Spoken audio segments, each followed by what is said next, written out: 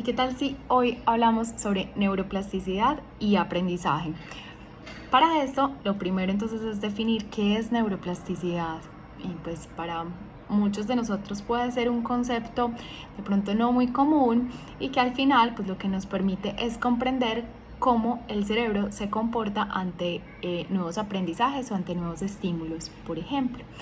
Entonces, respecto a neuroplasticidad, ¿cómo se define? Nos dicen que es la potencialidad del sistema nervioso de modificarse para crear o formar nuevas conexiones nerviosas en respuesta a lo que es una nueva información, la estimulación sensorial, el desarrollo y la función o el daño. Por su parte, cuando hablamos de aprendizaje, digamos que tiene un concepto que puede estar relacionado con neuroplasticidad y una definición que encontramos, que en este caso nos la da Ana Lucía Campos en el 2014, nos dice: el aprendizaje es un largo proceso cíclico que está relacionado con los cambios que ocurren en un individuo a escala neuronal y del comportamiento, es decir, que es el resultado de la interacción entre factores genéticos, ambientales, que están modulados por el proceso de desarrollo. Bueno, y creo que ambas definiciones nos dan un espectro bastante amplio del que podemos empezar a ahondar.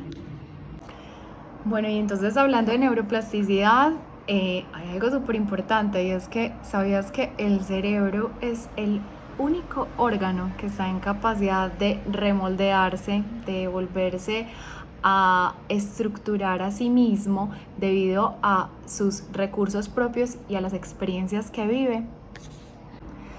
Bueno, y si bien el cerebro está en capacidad de autorreestructurarse o automoldearse precisamente por el concepto de neuroplasticidad, pues también sabemos que es necesario un entorno considerable que le permita al cerebro estas modificaciones. Y de acá también surgen entonces aquellos temas acerca de cuáles son los hábitos saludables para el aprendizaje, que entre ellos tienen que ver con dinámicas y hábitos de buen sueño, alimentación, todo lo que tiene que ver con evitar el estrés. Entonces, bueno, finalmente lo que sabemos entonces de la neuroplasticidad es que no solamente sucede en los niños, también sucede en los adultos, y es esa capacidad entonces que tiene el cerebro de volverse a moldear y volverse a estructurar. Bueno, ¿y cómo se han dado cuenta los científicos que esta plasticidad cerebral existe? Bueno, resulta que a raíz de diferentes estudios y experimentos, además comprendiendo también accidentes que han tenido diferentes personas, han podido encontrar que si bien el cerebro no se vuelve otra vez o sea, no se reproduce, las neuronas no vuelven a nacer en ese lugar de donde se perdieron, pues lo que sí sucede es que el cerebro vuelve a reacomodarse, vuelve a reestructurarse, y las neuronas en aquellas partes que tuvieron una pérdida, pues el resto de neuronas lo que hacen es tomar de nuevo una estructura y lograr que el ser humano, y en este caso el cuerpo, pues siga generando sus funciones. Esto físicamente lo que nos está diciendo es que el cerebro es capaz de generar un proceso que supone la modulación de nuevas sinapsis y en paralelo la eliminación de otras conexiones. De esta manera, las neuronas pueden formar parte de un circuito y modular una nueva actividad. Es importante entonces reconocer que esto no solamente sucede por un evento traumático, sino que realmente esto es lo que sucede con nuestro cerebro en el momento en que estamos aprendiendo. Recordemos que tenemos unas entradas, unos inputs, y nuestro cerebro está en capacidad de procesarlas y por lo tanto de remoldearse al interior para generar los aprendizajes. Y es que las neuronas funcionan como circuitos.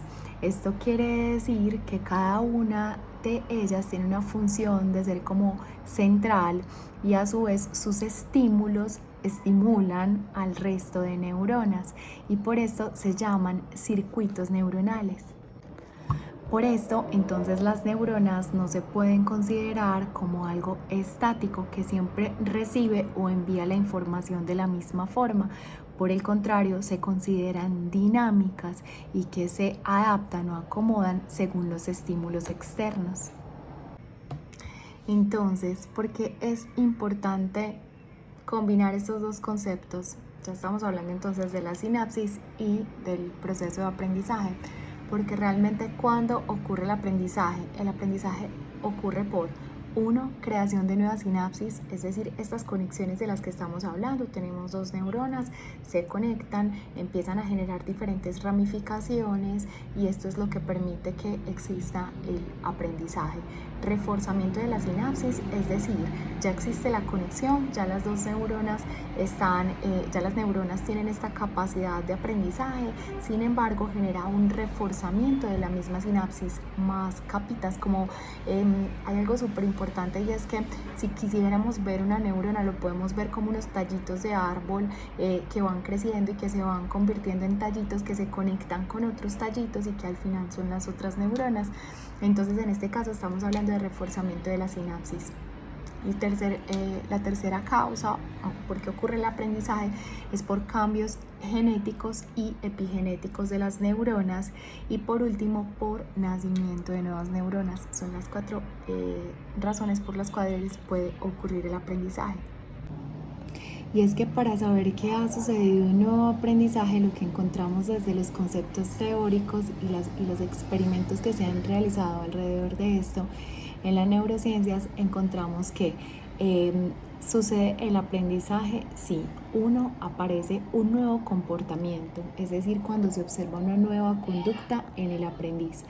2, está la extinción de un comportamiento, algo que ya estaba haciendo, ya no lo vuelve a hacer, esa conducta cambió. Y 3, mejora en la ejecución del comportamiento, mantiene el comportamiento pero ha cambiado, es decir, ha mejorado. En este caso, entonces también decimos que ¿cómo sabemos que está ocurriendo ese aprendizaje? Uno, porque se codifica la nueva información, es decir, que se registra la nueva experiencia y se retiene a corto o a largo plazo. La segunda es porque se almacena la información. Acá ya estamos hablando de un concepto que está, digamos que de alguna manera relacionado con plasticidad neuronal y con aprendizaje y que se puede abordar en un futuro espacio. Pero al final, almacenar la información es el resultado de la adquisición y de la consolidación. El cerebro crea y mantiene un registro permanente de la información, reclutando nuevas redes neuronales para que eso suceda. Y por último, y esta creo que es maravillosa, y es utilizar la información en el momento adecuado. Ya aprendiste qué uso le estás dando a esa información. Y ahí es donde se encuentra que es el resultado de la evocación. El cerebro utilizará la información almacenada para crear una representación consciente o para ejecutar un comportamiento aprendido como un acto motor. Es así entonces que pasamos a un concepto muy importante que es la potenciación a largo plazo y que se complementa con la depresión a largo plazo, que ahorita vamos a ahondar un poquito más sobre ese segundo concepto. Al final entonces, ¿qué es la potenciación a largo plazo? Esa potenciación de largo plazo es el fortalecimiento de las sinapsis entre las neuronas, transmisión constante, depende de un estímulo, la neurona es capaz de recibir más información, se fortalece la comunicación y crea mayores sinapsis. ¿Qué tal este concepto? El otro concepto del que podemos hablar entonces es la depresión a largo plazo. Este es importante porque es un proceso complementario para el aprendizaje, es decir, es esa capacidad de olvido, es la capacidad de las neuronas para, o más bien es un proceso complementario del aprendizaje. Se debilitan algunas de esas conexiones sinápticas y se olvidan algunos aspectos aprendidos.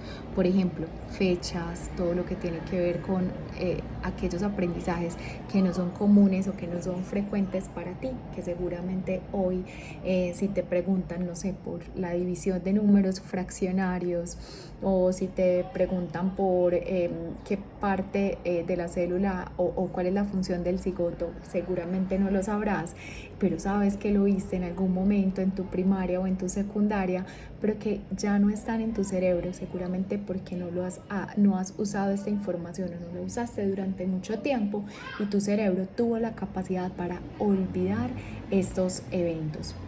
Entonces, es contrario a la potenciación. La potenciación lo que hace es reforzar esas sinapsis. En este caso, lo que se ve es que cuando se está estimulando muy lentamente un circuito de neuronas durante un prolongado tiempo, se provoca una disminución en la eficiencia de sus respuestas sinápticas, es decir, la falta de uso de una sinapsis la debilitaba progresivamente hasta llegar a un estado que perdía su viabilidad y conexión, es decir, dejaba de funcionar. Entonces, ¿se acuerdan de esas ramitas que estamos viendo de los árboles que se conectan unos con otros, como para poder graficar de pronto en nuestras mentes un poco las neuronas o esas sinapsis que sucede? En este caso de la depresión, empiezan a dejar de tener esos vínculos, dejar de conectarse y por lo tanto no sucede la sinapsis, no sucede el aprendizaje y no suceden los cambios de comportamiento o los nuevos aprendizajes como lo mencionamos hace un momento.